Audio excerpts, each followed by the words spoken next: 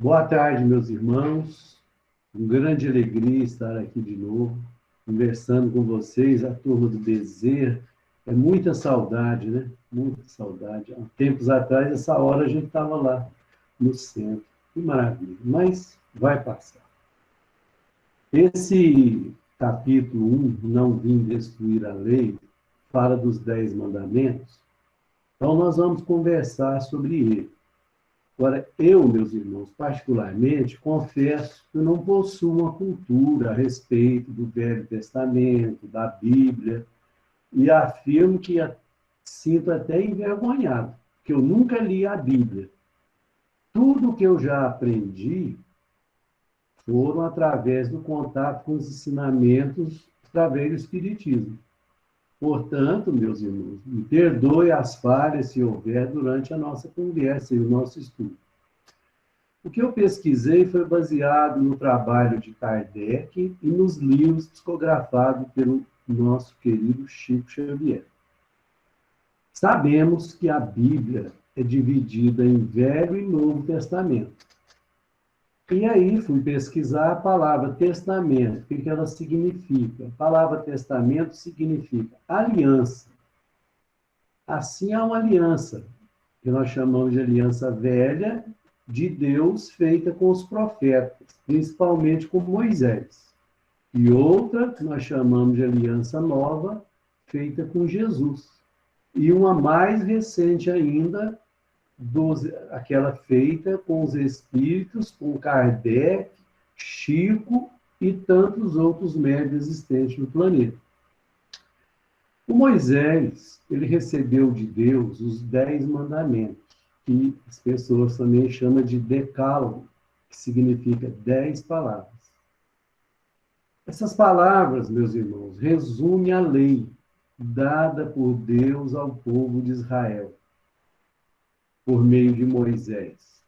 Então, nós compreendemos que a partir do processo, e nós sabemos que esse processo de Deus informar Moisés a sua lei foi através da mediunidade. Moisés era um grande médium. E ele apresenta os 4 primeiros mandamentos falando do amor a Deus e ao próximo. E os outros 6 mandamentos são destinados para o povo eleito e para cada um em particular, oferecendo a possibilidade de uma vida liberta da escravidão e do pecado. De acordo com o livro bíblico de Êxodo, Moisés conduziu os israelitas que haviam sido escravizados no Egito. Nós já vimos muitos filmes a respeito disso, né? Atravessando o Mar Vermelho, tem até aquela passagem no cinema, abertura do mar, coisa linda, muito bem feita, dirigindo-se ao Monte Horebe, na península do Sinai. No pé do Monte Horebe, Moisés, ao receber as 2 tábuas da lei, contendo os 10 mandamentos de Deus, estabeleceu solenemente o pacto, ou seja, a aliança, entre Deus e o povo de Israel. No contexto histórico, na antiguidade, falava-se muito da lei. A lei do Antigo Testamento recebe diversas denominações. Nós podemos chamar essa lei de ensinamento, de testemunho, de preceito, de mandamento, de decisão, palavra, vontade. Ou seja, é o caminho de Deus, que significa ensinamento dado por Deus aos homens para regular sua conduta. Imagine, você tem na sua casa lá um monte de criança para cuidar. Numa sala de aula, o professor tem vários alunos. Tem que existir normas, né? Então, Deus, para o nosso crescimento no bem, ele mandou a lei, a primeira através de Moisés. E essa lei está em íntima relação com a aliança. Nessa aliança, Deus faz promessas, mas estabelece condições. Israel deverá obedecer a sua voz. e observar suas prescrições. Caso contrário, cairá sobre Israel as maldições divinas. A história conta isso. Essa ligação entre a lei e a aliança explica por que em Israel não haja outra lei que a de Moisés. Porque Moisés foi o mediador da aliança, assim como Jesus foi do cristianismo e Kardec o codificador do espiritismo.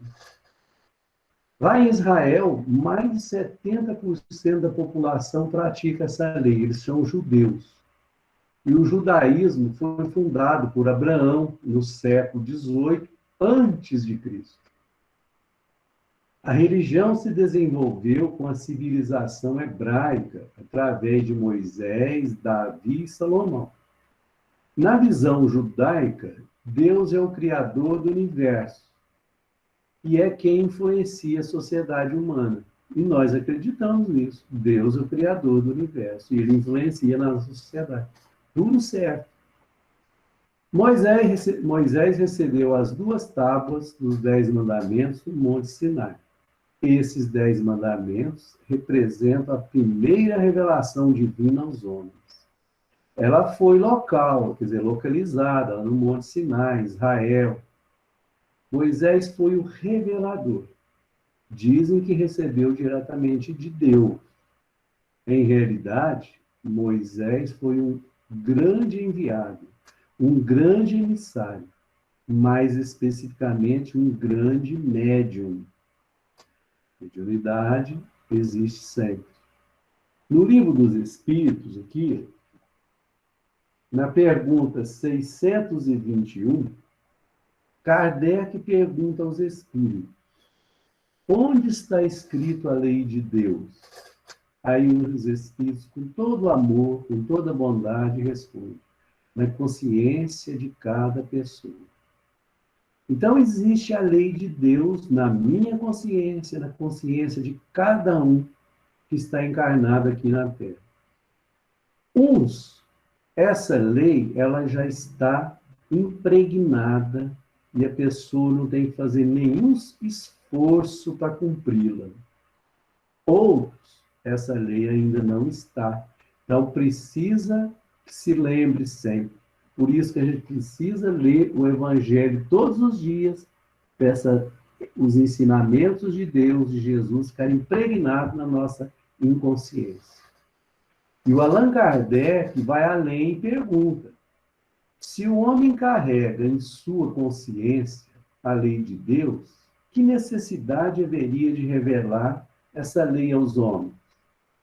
Os espíritos, de novo, com toda a paciência, respondem: os homens esqueceram e menosprezaram essa lei. Então, Deus quis que ela lhes fosse lembrada. Então, o tempo todo a lei de Deus nos é lembrada. Moisés, Jesus, o Espiritismo e tantos outros estão nos lembrando a lei de Deus. Na pergunta 622 do Livro dos Espíritos, Kardec pergunta: Deus deu a certos homens a missão de revelar sua lei? A resposta: sim, certamente. Em todos os tempos, homens receberam essa missão. São espíritos superiores reencarnados com o objetivo de fazer a humanidade avançar. O tipo mais perfeito que Deus ofereceu à humanidade para lhe servir de modelo e guia foi e é Jesus Cristo. Então, ele é o nosso modelo e guia. Os outros são os outros. Outra pergunta: que pensais a divisão da lei natural, porque essa lei, as leis de Deus, nós chamamos de lei natural. Que pensais da divisão da lei natural em 10 partes? Por isso é denominada de decágono, compreendendo as leis da adoração, trabalho, reprodução, lei da conservação, lei da destruição, da sociedade, do progresso, da igualdade. da liberdade e, por fim, a lei de justiça, amor e caridade. Tudo isso está no Livro dos Espíritos, essa lei. O Livro dos Espíritos nos oferece isso. Bom, feita a pergunta, o que os Espíritos responderam sobre essa divisão? Eles disseram, essa divisão da lei de Deus em 10 partes é a de Moisés, e de natureza abranger todas as circunstâncias da vida. E por isso é muito importante. Meus irmãos, podemos adotar a lei em sua totalidade, ou em partes, de acordo com o grau de conhecimento, amadurecimento espiritual de cada pessoa. A escolha é nossa. Tem alguns artigos dessa lei, algum mandamento dessa lei, que às vezes nós ainda não agradamos dele e não conseguimos praticar. Mas outros, eu acho que na plenitude. Por exemplo, a maioria da população, vamos dizer mundial, não sei assim, mas sempre acredita em Deus, sempre adora Deus, sempre respeita Deus. Nas experiências que a gente tem, a gente pergunta, qual a sua religião? A pessoa diz, não tem religião. Você acredita em Deus? Ah, em Deus eu acredito. Então, Deus, adorar a Deus, acreditar em Deus, isso já está entranhado na nossa consciência. Isso é verdade. E continua, a última lei é a mais importante, por ser aquela que faculta ao homem adiantar-se mais na vida espiritual, visto que resume todas as outras. E essa última é a lei da justiça, do amor e da caridade. Entendendo sempre que caridade, segundo Jesus, é o perdão incondicional das ofensas, ou não alimentar desejo de vingança. É a indulgência para com todos. Isso é a caridade. Nós vamos agora falar a respeito de cada um dos mandamentos. O primeiro mandamento está aqui no Evangelho, fala assim, eu sou o Senhor, vosso Deus, que vos tirei do Egito, da casa da servidão. Não tereis outros deuses estrangeiros diante de mim. Não fareis imagem talhada, nem nenhuma figura de tudo que está no alto, no céu e embaixo da terra, nem de tudo que está nas águas sobre a terra. Não os adorareis, nem lhes renderei culto soberano. Então, esse mandamento, esse ensinamento de Deus, é o primeiro que estabelece que devemos amar o único Deus, que, segundo o Espiritismo, Deus é a inteligência suprema, causa primária de todas as coisas. Prega-se que não devemos adorar imagens ou coisas semelhantes. Por isso, o nosso Espiritismo não tem imagens, nem paramentos, nem qualquer tipo de ritual. E atenção, nos trabalhos públicos, isso deve ser bem observado, em especial, meus irmãos, na hora da transmissão dos passes. Devemos ter o máximo de cuidado possível para evitar gestos ritualísticos. E mais ainda, devemos consagrar amor supremo ao Pai de bondade eterna, nele reconhecendo a nossa divina origem, e nele que devemos confiar sempre. Kardec perguntou como os espíritos foram criados. Responde os espíritos. Deus criou os espíritos simples e ignorantes. O André Luiz, no seu livro Evolução em Dois Mundos, ele mostra como foi criado o planeta, os animais, vegetais, tudo, até os dias atuais. É um estudo maravilhoso. E dentro ainda do primeiro mandamento, no Livro dos Espíritos, fala em que consiste a adoração. A resposta, na elevação do pensamento a Deus. Deste pensamento de adoração, aproxima o homem de Deus. agradecer a Deus todos os dias a oportunidade da reencarnação. Isso, meus irmãos, é seríssimo. Do lado de lá, está cheio de espírito querendo reencarnar e não está tendo oportunidade. E nós estamos aqui reencarnados, aproveitando. Vamos aproveitar. O segundo mandamento fala: não tomeis em vão o nome do Senhor vosso Deus. Quando nos dirigimos a Deus, devemos fazê-lo dentro da maior humildade, pois não são as promessas labiais que nos libertarão, mas a completa obediência aos seus mandamentos. Devemos ter muito cuidado contra os enganos, porque existem crenças religiosas que atribuem a deuses ou a seres sobrenaturais comportamentos e pensamentos desvirtuados da verdade cristã.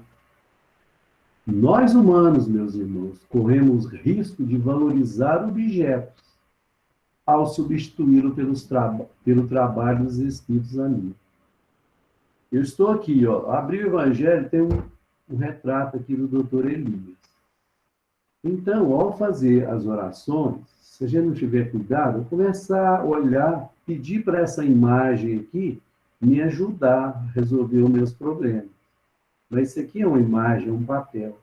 O Dr. Elias não está aqui nesse papel, está em outro lugar.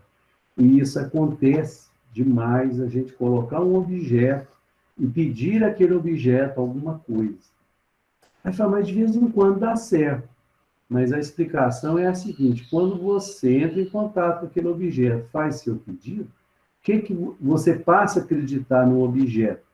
Mas, na realidade, aquilo que você está acreditando é sua crença. E quando você começa a acreditar de forma positiva que aquilo vai dar certo, dá certo. Agora, não precisaria do objeto. Bastava somente o pensamento. Então, meus irmãos, esses comportamentos ainda são características do ser humano. Por que nós temos que padronizar os atributos divinos absolutos pelos nossos acanhados atributos humanos? Isso é cair em perigosas armadilhas da vaidade, do orgulho. Os atributos, quer dizer, as qualidades divinas de Deus, dos Espíritos, é muito maior do que a nossa vaidade, o nosso orgulho. O terceiro mandamento aqui, lembrai-vos de santificar o dia de sábado. Santificar o dia não é fazer dele uma idolatria, pois Jesus já nos ensinava que o sábado foi feito para o homem e não o homem para o sábado. Quer dizer, devemos prestar homenagem, referência a Deus, mas não precisa ser exclusivamente no sábado. Pode ser na segunda, na terça, qualquer dia, pode ser todo dia, qualquer hora. Devemos agora, nós temos que evitar julgar aquelas pessoas que fazem isso. Não trabalham no sábado, fecham o seu comércio. E se a gente julga isso, é falta de caridade de nossa parte. Os Espíritos nos aconselham, da lei do trabalho, que existe um limite para o trabalho. É preciso repouso para refazer as energias. Agora, o dia desse repouso não importa. Para cada um não ficar de repouso um dia, foi criado pelo homem aí o calendário da semana, né? Beleza, domingo nós descansamos. O quarto mandamento: honrai vosso pai e vossa mãe, a fim de viverdes longo tempo na terra, que o Senhor vosso Deus vos dará. A dívida, meus irmãos, para com os nossos pais, ela é impagável. Por quê? Eles não receberam aqui, a mãe recebe o filho, fica 9 meses com ele no útero, passa por enjoo. Depois que a criança nasce, cuida, dá mamar, chora, não tem vida. A criança nasce chorando a noite inteira, dor de barriga, aquela coisa toda. Depois começa a crescer, você tem que educar, levar para a escola, vira adolescente, começa a dar trabalho. Então, e eles jamais reclamam disso. Nenhum pai chega e fala: meu filho, eu não gosto de você porque você não deixava eu dormir quando você era bebê. Nenhum pai faz isso, nenhuma mãe faz isso. Não podemos lhe retribuir a nossa própria vida. Por isso, devemos respeitá-los e dar-lhe toda a nossa atenção. Não importa se são bons ou maus. A ingratidão dos filhos para com os pais não tem fundamento lógico. Será que estaríamos agora fazendo esse estudo aqui se a gente não tivesse a oportunidade de reencarnar?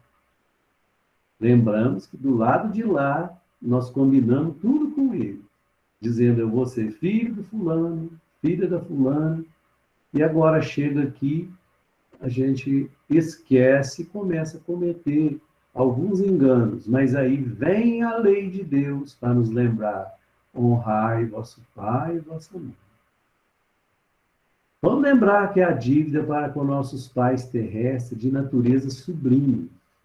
Recordemos a necessidade da meditação em nosso favor e da oração em benefício deles, que têm conosco uma vida de relação no lar, que nos aceitaram, nos receber como filhos, e em muitos casos complicados de vidas passadas, de atritos, inimizade, mesmo assim eles nos aceitaram.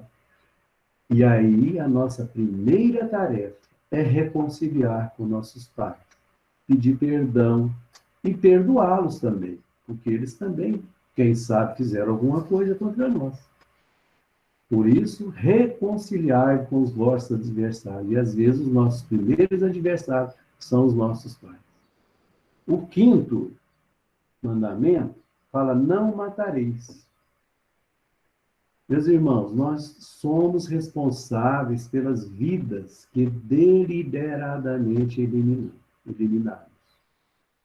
O ser humano não tem direito de tirar a vida de qualquer que seja, pois ela pertence ao Criador. Aliás, não somos donos nem do nosso próprio corpo, que é um empréstimo de Deus, para que possamos desempenhar as nossas funções aqui na Terra. Mas, veja bem, já não matamos mais com faca, revólver ou outro instrumento qualquer. Porém, quantas vezes nós matamos a esperança de um familiar, de um amigo? Quantas vezes matamos nossas células pelo comportamento inadequado da alimentação, de nossa vida diária, cometendo excesso de toda a natureza? Preste atenção, isso não é julgamento, viu, gente? Ninguém está condenando ninguém, nós estamos refletindo. E a partir da reflexão que a gente promove a mudança. A partir disso, a gente entende que não precisa ter culpa de nada. Passou. Então, o que tem que fazer? Seguir adiante. Pedir perdão, se errou, e seguir adiante. Talvez já tenha acontecido conosco, de um amigo, um vizinho, um parente, ou qualquer pessoa que venha a nós, contar sobre um projeto, um sonho, e aí, nessa hora, nós, sem maldade, às vezes sem segundas intenções, nós, como um tiro certeiro, diz para a pessoa: não vai dar certo. Mata a esperança daquela pessoa. E se ela for emocionalmente fraca, ela vai desistir de tudo, vai dizer: fulano disse que isso não dá certo. O sexto mandamento: não cometereis adultério. A palavra adultério não deve ser vista apenas como fornicação. O seu sentido é mais amplo e deve ser entendido a todos os atos de nossa vida, os atos ruins que nós cometemos. Jesus já nos alertava sobre o pecado pelo pensamento, pois tudo começa com uma simples ideia. Então, se eu tenho a ideia de prejudicar alguém, segundo os ensinamentos de Jesus, eu estou cometendo adultério. Hoje, sabemos que o pensamento toma forma, ele plasma. E nesse momento, os espíritos de uma condição mais elevada sabem o que nós estamos pensando, sabem das nossas intenções. Daí a necessidade do esforço constante no pensamento correto. Mas quando isso não acontece, é normal a gente não ficar sempre com o pensamento alinhado. Aí, nessa hora, podemos conversar com os nossos pensamentos, questionando a validade de cada um. Essa é uma técnica muito boa, porque, veja bem, se lhe vem um pensamento que você acha que não é bom, converse com ele, porque esse pensamento pode vir de nós ou pode vir de um irmãozinho. Se na hora que a gente conversa com o pensamento, nós estamos nos doutrinando e doutrinando o espírito. Conversa com ele, questiona, a palavra é essa, questiona. Por que eu tenho que fazer isso? Por que eu tenho que prejudicar o fulano? Ele nunca me fez nada.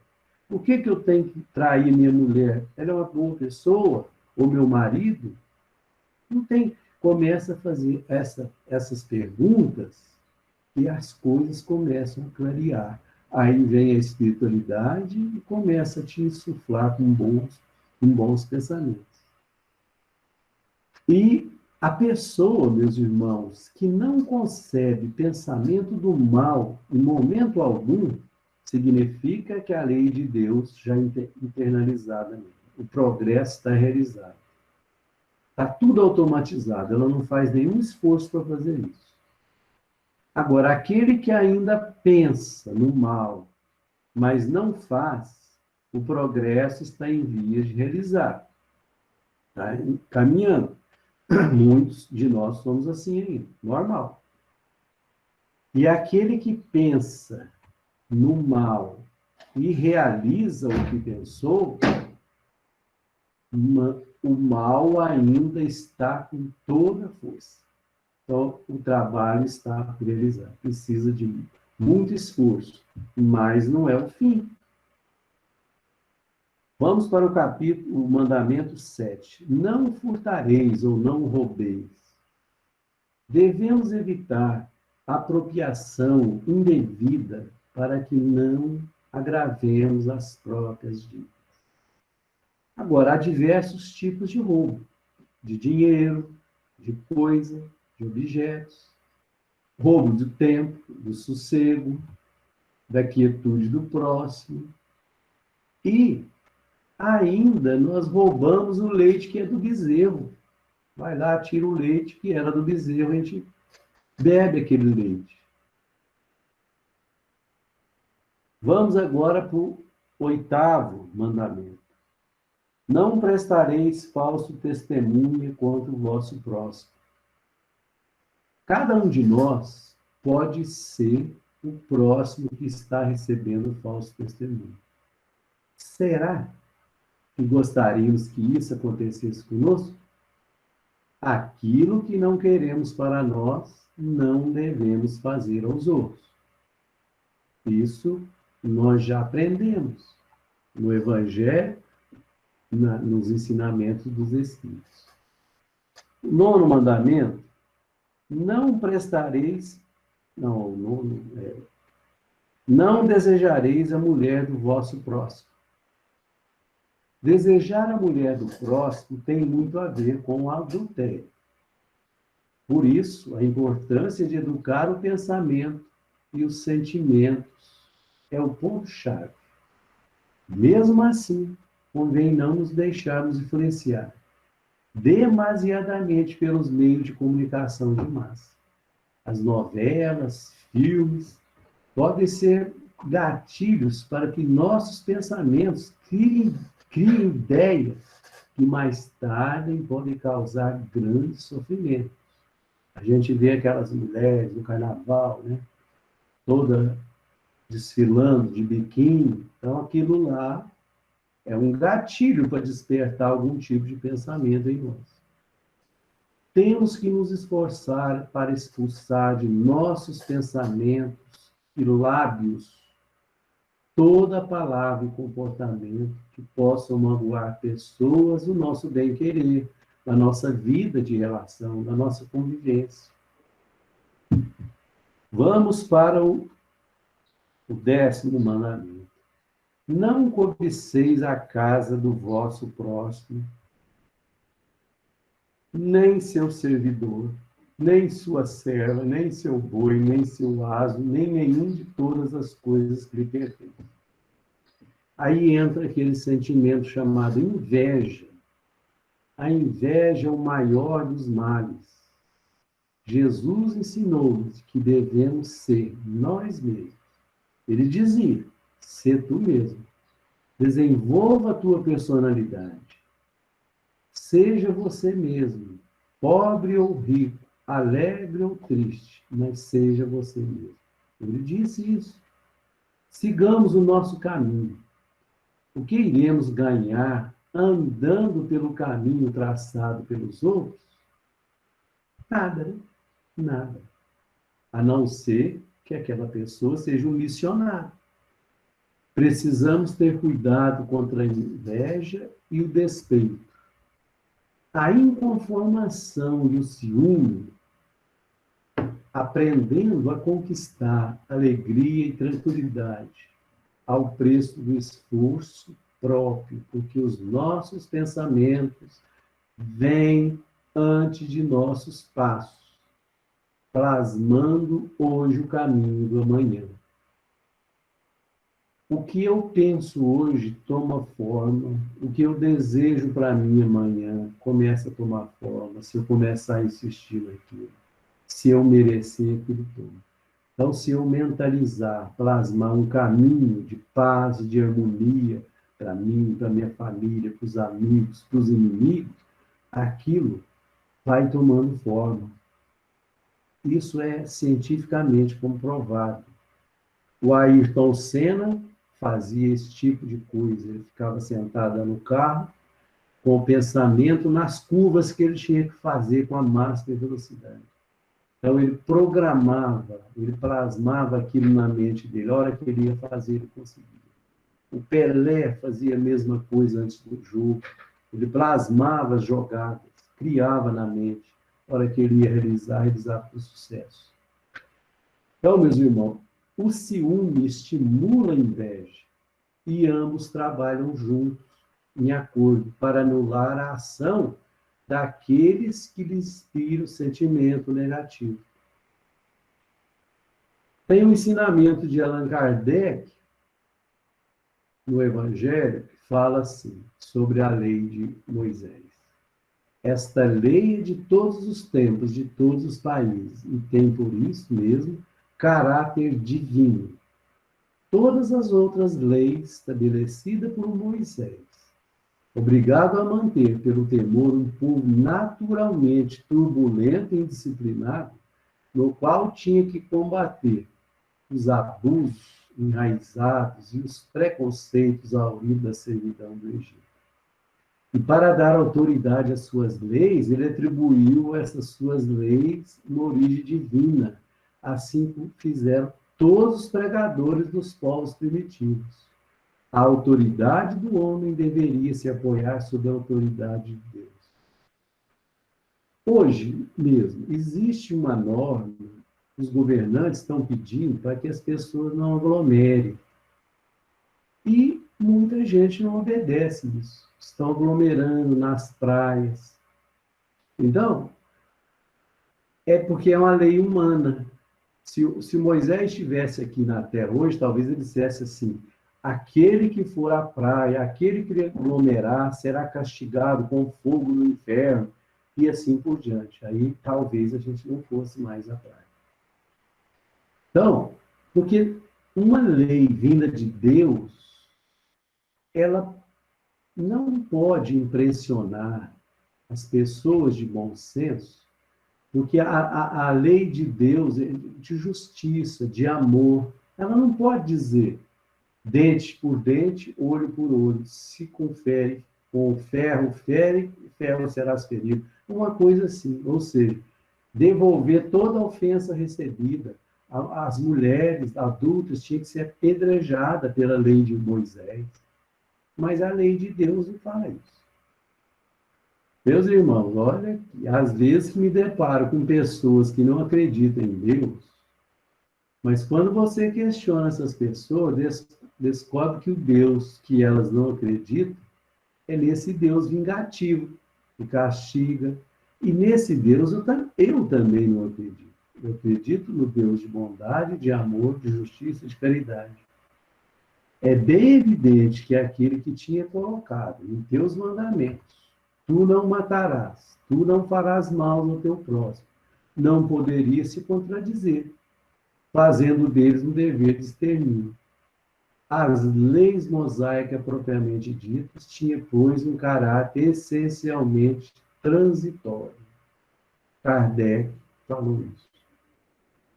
Depois da lei de Moisés, Jesus aparece. E com Jesus é como se a gente estivesse comendo uma comida crua antes, com a lei de Moisés, uma comida crua, sem tempero. É só uma imagem assim. Aí quando vem Jesus, aquela comida passa a ser cozida, temperada, com sabor, os sabores do sal, do doce. Aí você sente que aquilo é gostoso. Os ensinamentos de Jesus é suave, toca a nossa alma. Então, significa que o povo, quando Jesus veio, o povo já merecia esse tipo de ensinamento. Com Jesus, no entanto, a religião, como um sistema educativo, alcança um caráter inimaginável.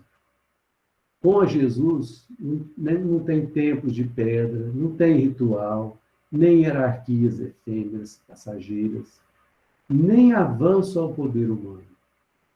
O mestre pôs em liberdade as arcas do conhecimento enobrecido e distribuiu os tesouros. Ele abriu a arca cheia de tesouro, de joias raras. E o que são esses tesouros, meus irmãos?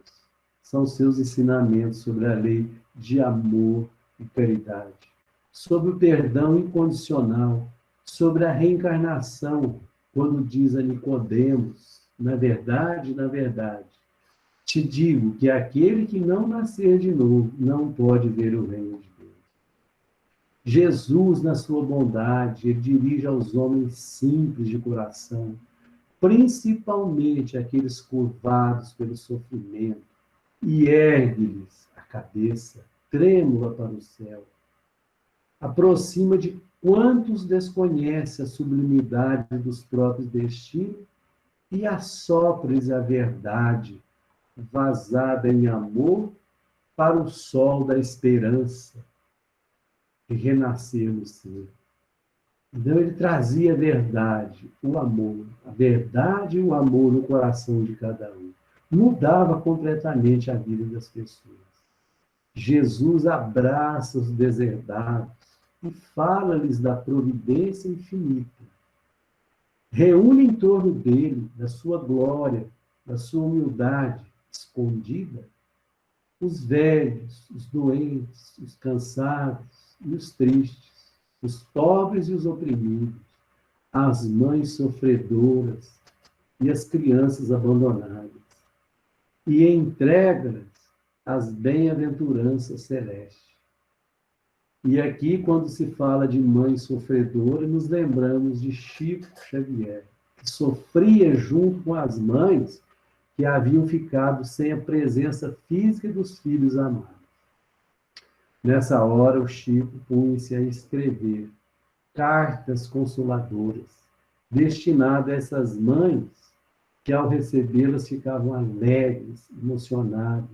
Eu presenciei várias sessões que as mães recebiam aquelas cartas, saíam chorando de alegria, porque sabia que o filho estava vivo em outra dimensão. Jesus ensina que a felicidade não pode nascer das posses passageiras, que se transferem de mão em mão, as chamadas heranças. A felicidade não surge disso, e sim da caridade, do entendimento, da modéstia, do trabalho, da tolerância e do perdão. nós temos que fazer um parênteses aqui. Aquele que trabalha honestamente e acumula bens materiais para ter um final de vida mais tranquilo, ninguém condena isso. Tudo aquilo foi ganho honestamente. E aquele patrimônio depois é repassado para os filhos, que vão continuar. Isso é normal. Nós estamos dizendo que a felicidade não está somente nisso. Não basta eu receber uma herança para me ser feliz. Eu tenho que ter esses ensinamentos de Jesus incorporado no meu inconsciente para me viver bem. Jesus afirma e confirma que a casa de Deus está constituída por muitas moradas. Nos mundos que povoam o firmamento, e que o homem deve nascer de novo para progredir na direção da sabedoria divina. Olha, só a nossa galáxia, chamada Via Láctea, ela é tão imensa. Se nós viajássemos na velocidade da luz, que é de 300 mil quilômetros por segundo, levaríamos, segundo André Luiz, 100 séculos para percorrê-la. A nossa galáxia, que é a Via Láctea. Quantas não tem por esse universo imenso? E agora, às vezes, nós, humanos, achamos que só o nosso planeta tem vida. Isso é muito orgulho e muita vaidade nossa. Jesus também proclama que a morte não existe e que a criação é beleza e segurança, alegria e vitória em plena imortalidade. Pelas revelações que vence a superstição e o crime, a violência e a perversidade, e mesmo assim, com tanta bondade, paga na cruz o imposto de extremo sacrifício aos preconceitos humanos, que não lhe perdoa a soberana grandeza.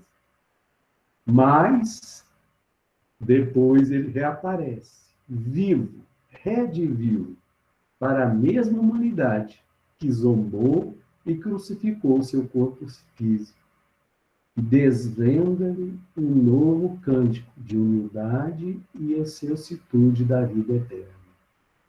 Então, Jesus, apesar de tudo que fizeram com ele, ou às vezes nós fizemos, né? Muitos de nós podiam estar lá, ele reaparece. E reaparece sempre em nossas vidas. O tempo todo ele está reaparecendo, é só a gente querer que ele reapareça.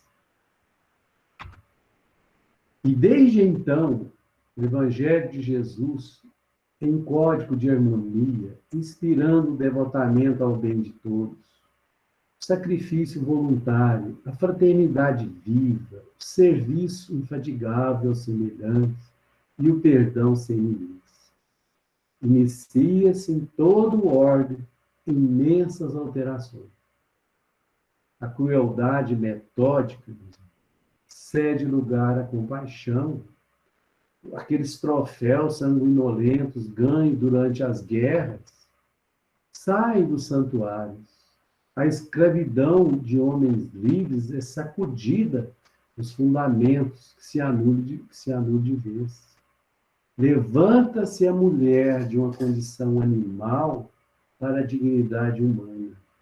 Aí podem dizer, mas hoje, até hoje, ainda tem feminicídio. Sim, ainda existe.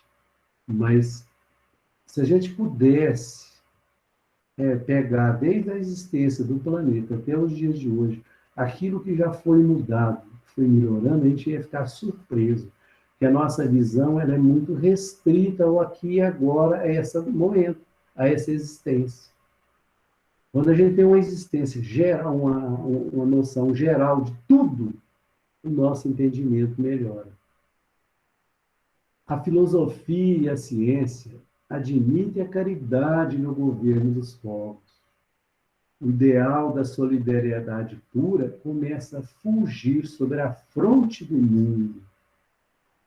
Moisés instalara o princípio da justiça, condenando a vida e influenciando de fora para dentro o comportamento das pessoas. Então, Moisés, tudo que ele ensinou, vem de fora para dentro.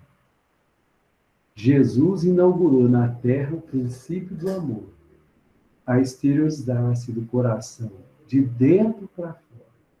Viu a diferença do processo? Porque a educação, o professor ensina lá na frente. Então, é um processo externo, que vem de fora para dentro. Agora, a educação é de dentro para fora. Então, quando ele fez isso, ele traçou uma rota para Deus.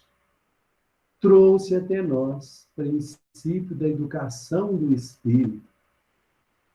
E eis que o cristianismo, grandioso e simples, ressurge agora no Espiritismo. Porque depois de Jesus houve muita confusão. Então, precisava que a verdade se restabelecesse, as palavras de Jesus se tornassem mais claras. Aí surge o Espiritismo, que liberta a nossa alma da sombra milenar, encaminhando a renovada para a culminância da luz. Lembremos, meus irmãos, nossa doutrina chama-se Espiritismo e não Kardecismo. O Espiritismo, nós tivemos a lei de Moisés, ela está centrada no Moisés. A lei do Cristo em Jesus. Mas o Espiritismo não é no Moisés, no Kardec.